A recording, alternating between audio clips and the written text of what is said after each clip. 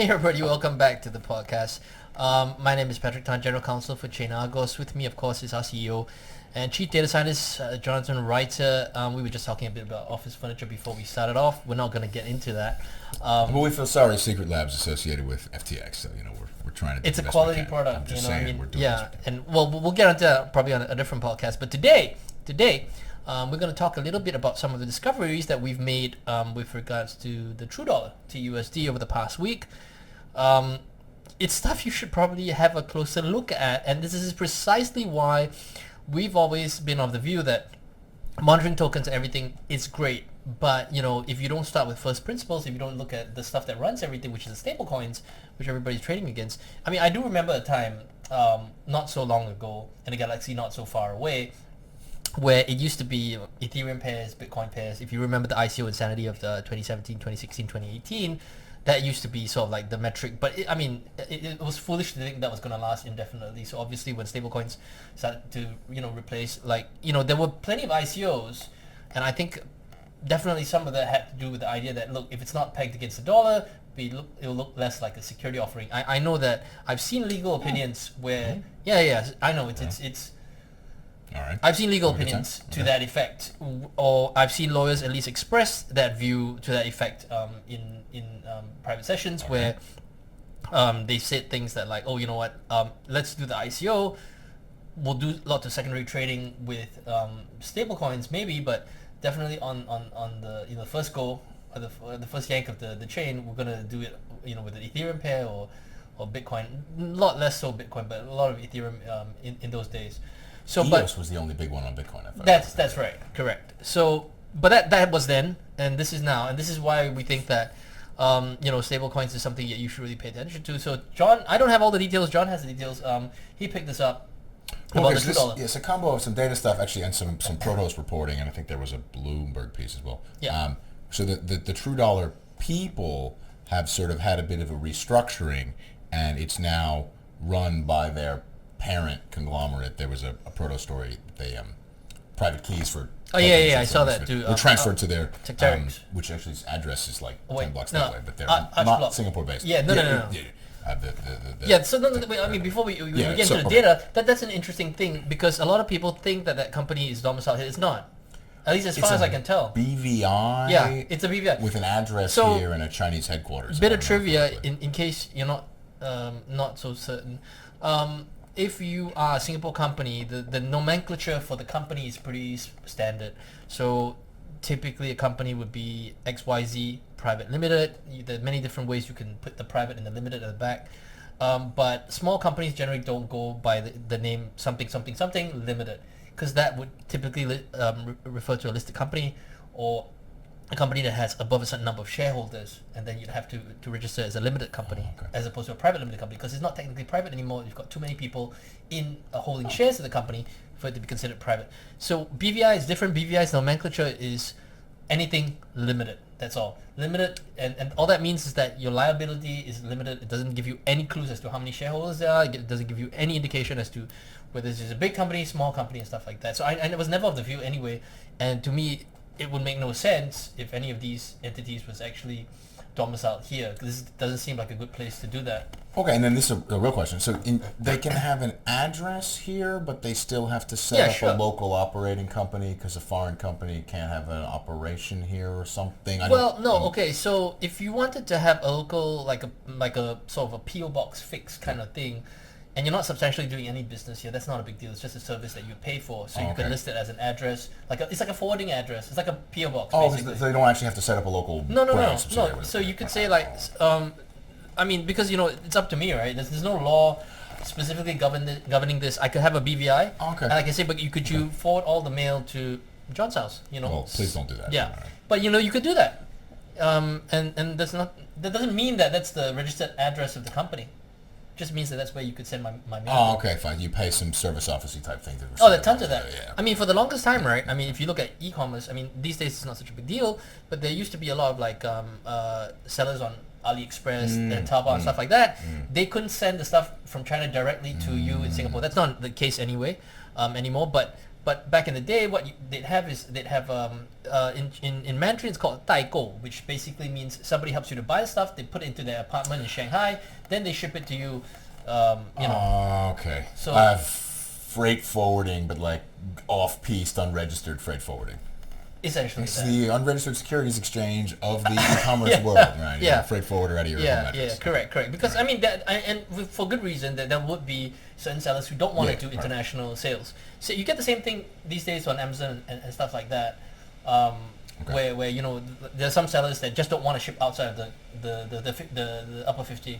Oh, when the U.S. has this problem. Yeah, correct. So that's what you're seeing with this whole arch block stuff as well, and that's why there's a common misconception that it's here. There's no proximate nexus to this place. They have like a mailing address. They have a mailing address, which is could be an open field. I mean, I haven't checked. Yeah, the mailing address isn't listed on the documents that they sign and put Singapore on. So correct. Actually, that's a fair point. If you mail a letter to XYZ company, Singapore, I guess it'll end up with SingPost, and then they'll just not deliver it because there's nowhere to send it. Anyway, sorry. So back to the data. Back to the data. So there was an awful lot of minting of TUSD out of nowhere. Around the same time that there was a public dispute between CZ and Justin Sun over some Binance-related TUSD deposits and involvement in some of their staking services. Apparently, they refunded the money.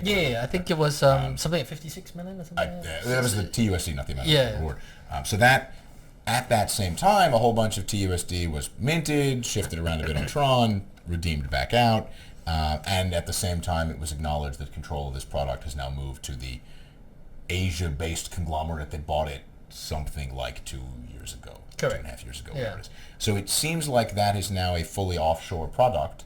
They're no longer disclosing which banks hold the money. When last we saw, most of the money was outside the United States. It's possible it's all outside now. We don't know because their documentation doesn't provide that. If I recall, they only provide these very frequent, real-time-ish attestations. There is no more in-depth periodic audit process. So it's not like we're waiting for the end of the quarter to get a document that'll give us bank account balances. The Circle and Paxos, whatever, they're periodic, but they're reasonably in-depth. So I guess we're just never getting that information. I don't know. Anyone who mints that thing must have the bank details, but I've actually not heard from anybody who does that in the last week who had any awareness of how it works anymore. So we will see. That is indicative, in general, of the overall offshoring of the system we've talked about for a while. So I, in fact, have my laptop over here with some data. So if we look just, USDC is the prototypical onshore regulated stablecoin. The ETH market cap of USDC is down to just over 28 billion, right? From a high over 40. That's a fair amount that's come out. Similarly, we know BUSD on ETH is down to what? Just under 6 billion, and the other chains are generally significantly lower as well. And like USDC on Tron's never been a big number. That's hundreds of millions, fine. But TUSD is up dramatically on Tron, and USDT, both on ETH and on Tron, still very high. It's an all-time high on Tron.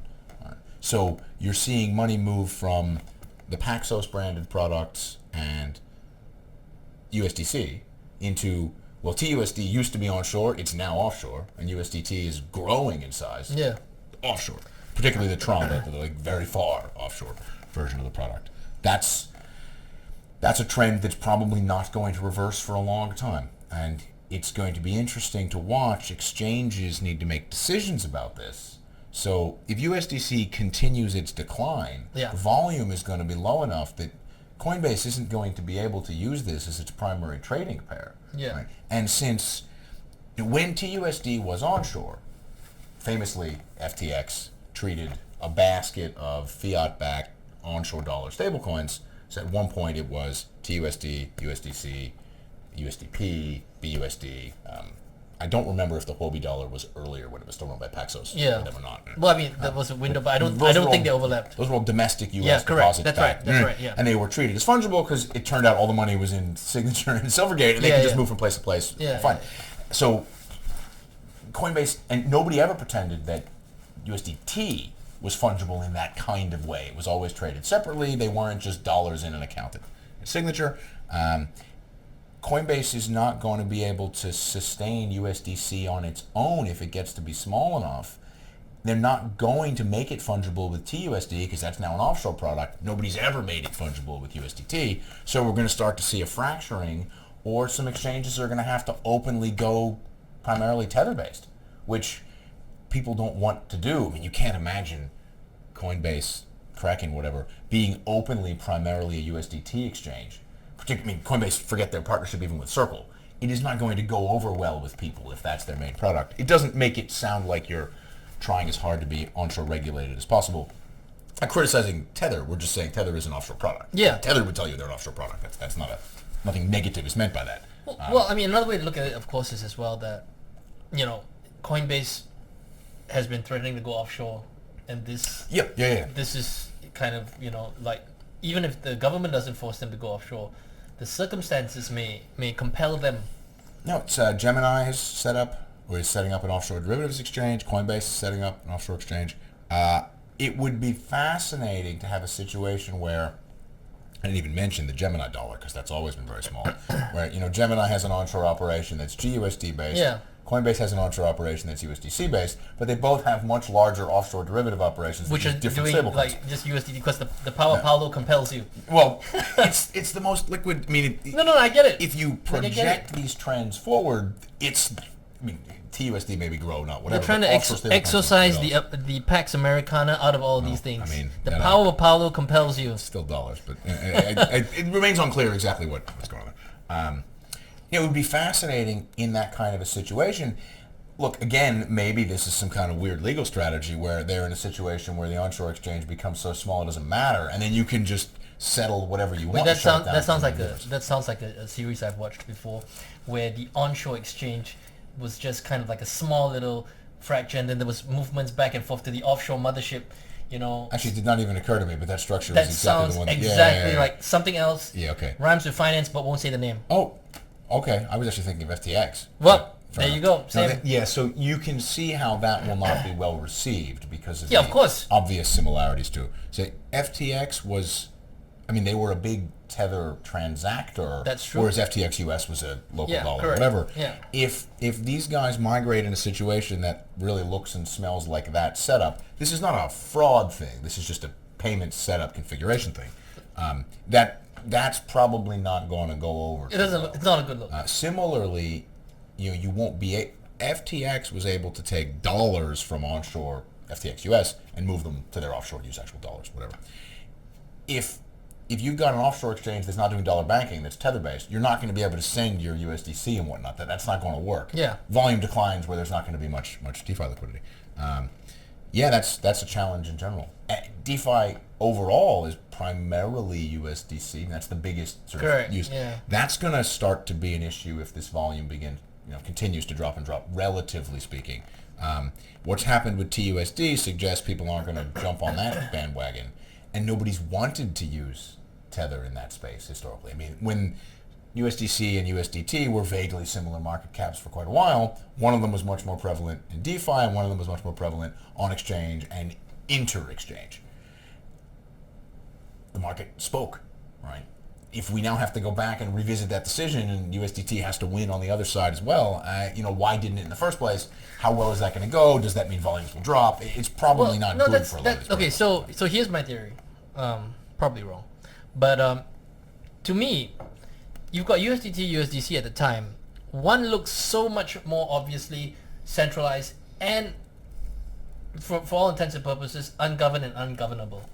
The other one is centralized. Nobody's saying that USDC is not a centralized product, but at least there is the semblance of some kind of regulatory oversight. I wouldn't say that it's a better quality dollar, it's just a different blend.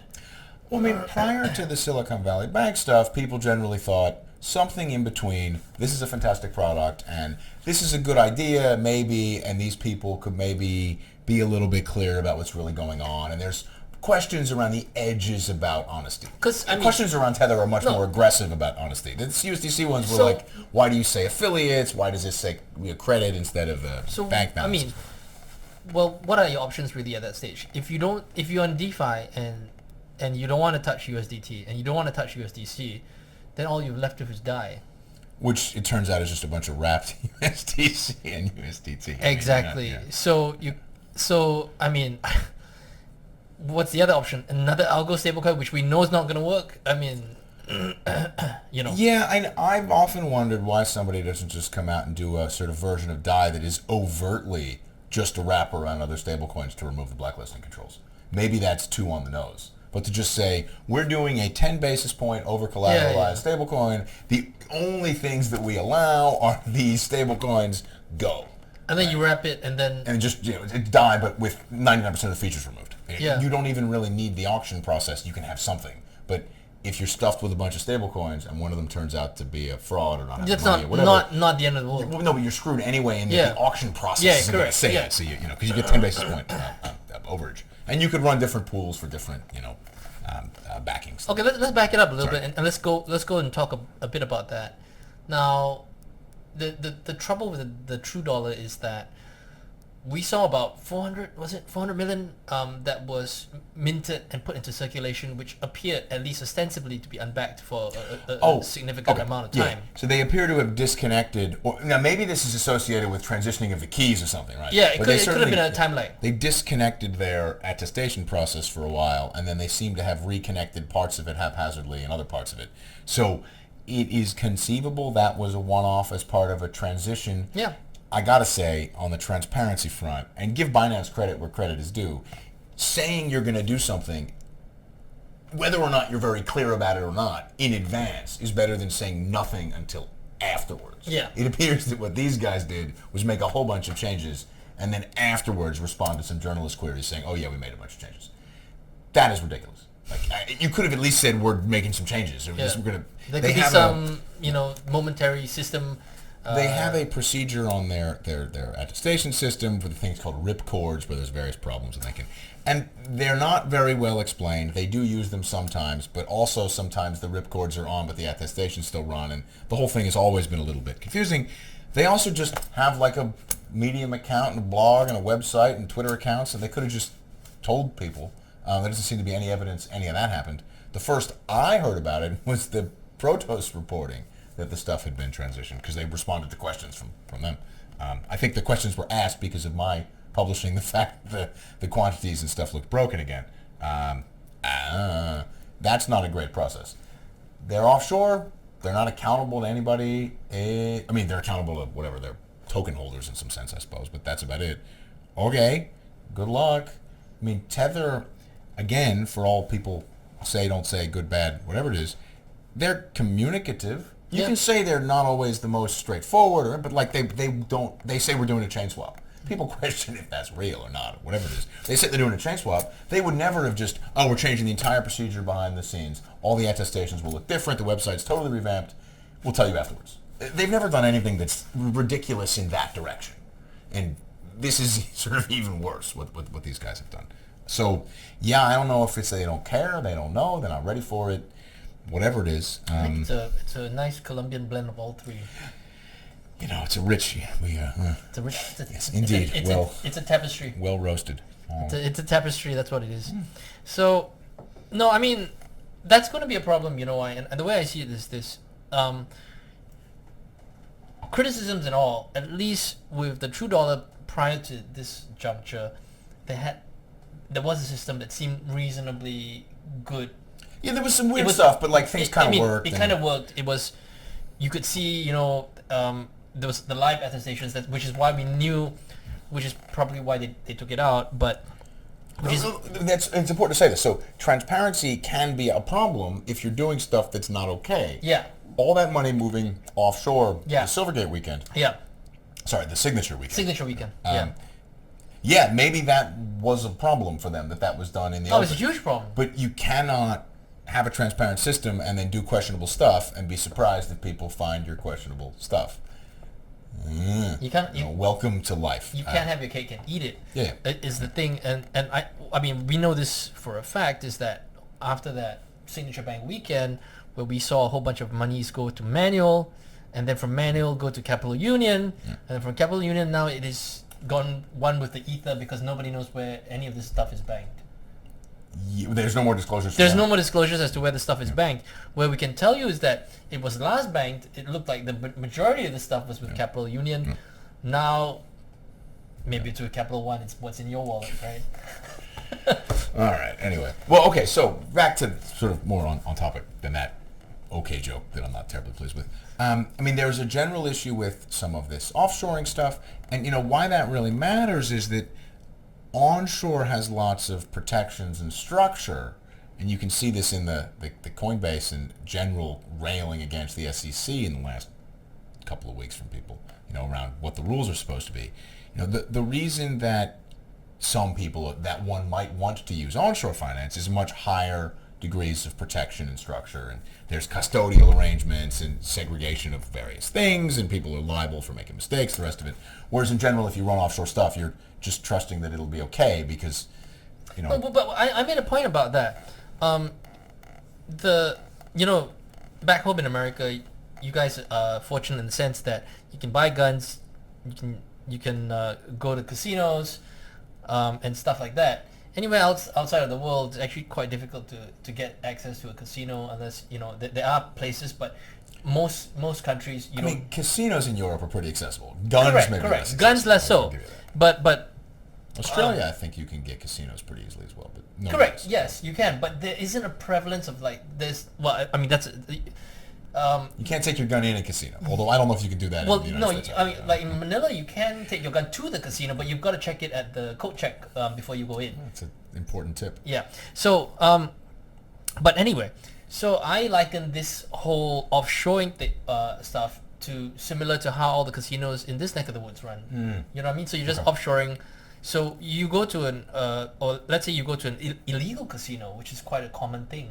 You just mean like generic underground in a city, from the movie Rounders in New York. Yeah, that's right. So there are tons of unlicensed, unlawful casinos, and you run the risk that you might not get paid, brought to the back alley and get beaten up and stuff like that if you win too much. Part of the plot of Rounders. Well, yes, but also that's not a good business model for the unlicensed illegal casino, because if word gets out, because how do you find out about an illegal casino? Is that through word of mouth.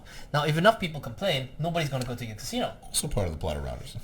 Well, yes, but that's what I'm saying about these exchanges. So them moving offshore, look, it's not really in the interest of the casino operator to rip everybody all of the time. Okay. I'm not saying that they're not going to rip some of the people some of the time.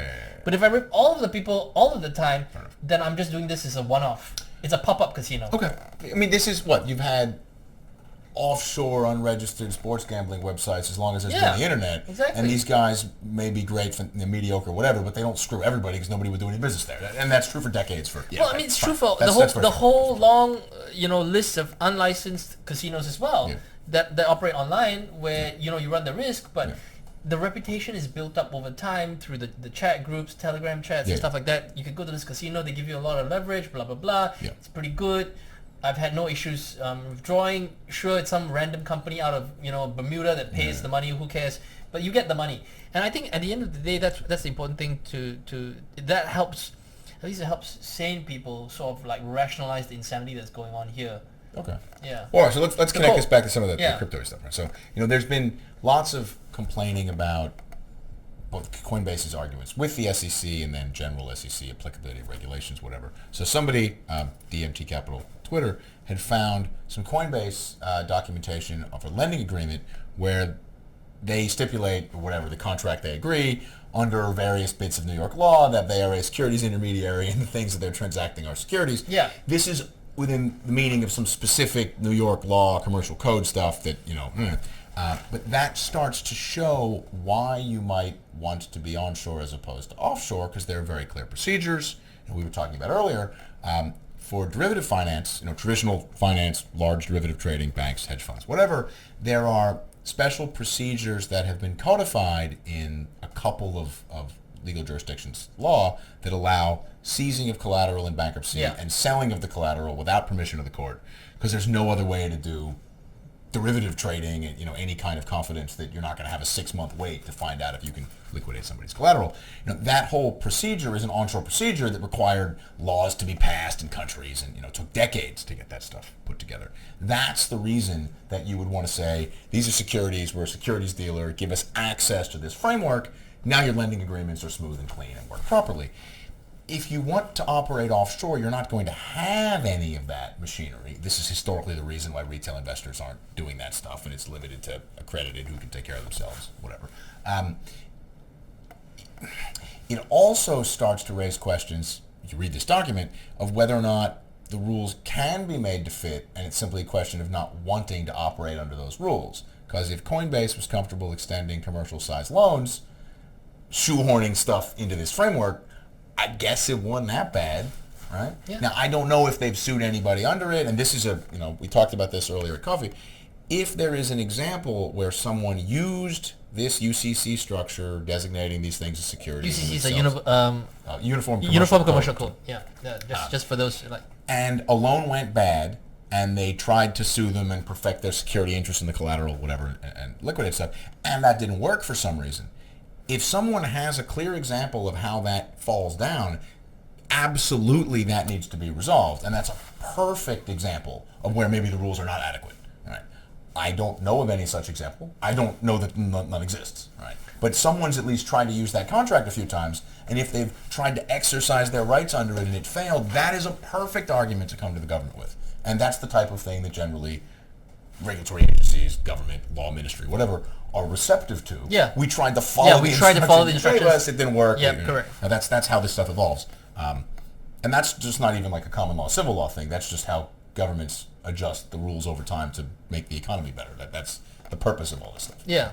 I think we are far away from that. It'll take a while. Well, no, I don't know. In my view, you can prove that it works by simply having someone default on a loan, suing them, and having it function, right? And you can prove that it doesn't work by doing the same thing and having it fail.